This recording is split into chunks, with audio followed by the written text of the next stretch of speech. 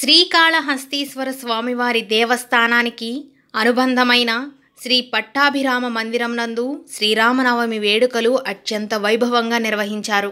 వేద పండితుల మంత్రోచ్చరణల మధ్య శ్రీ సీతారాముల కళ్యాణం కన్నుల పండువగా జరిగింది. సీతారాముల కళ్యాణాన్ని కనులారా వీక్షించేందుకు ఉదయం నుంచే భక్తులు పెద్ద సంఖ్యలో ఆలయానికి చేరుకున్నారు. రామనామ జపంతో భక్తజనం భక్తి పారవస్యంలో మునిగితేలారు.